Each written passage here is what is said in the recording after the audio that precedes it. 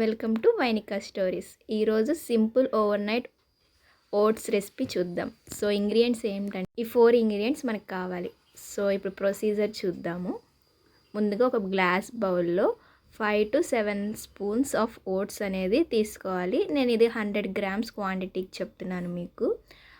నేను ఒక గ్లాస్ బౌల్లో తీసుకున్నాను 5 to 7 spoons of votes. And దాంట్లో నాకు కొంచెం స్వీట్ అంటే నచ్చదు, దాన్ని బ్యాలెన్స్ చేయడానికి కొంచెం 1/2 teaspoon or 1 tablespoon cocoa powder అనేది వేసుకోవాలి. ఆ తర్వాత ఇది అనేది ఆప్షనల్, మీకు స్వీట్నెస్ కావాలంటే డేట్స్ కానీ ఫిక్స్ కానీ వేసుకోవచ్చు. నాకు ఫిక్స్ అంటే ఇష్టం కాబట్టి నేను ఫిక్స్ వేసుకున్నాను. సో 2 అనేది స్మాష్ చేసుకొని అట్లాగా వేసుకోవాలి. ఇది అనేది స్వీట్నెస్ ఇస్తుంది మనకి.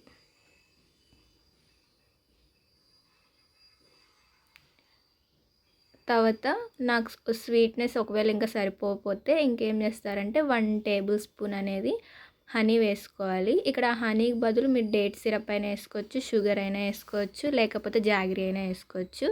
ఇది ఎవరి ఇష్టం బట్టి మీరు యాడ్ చేసుకోవాలి.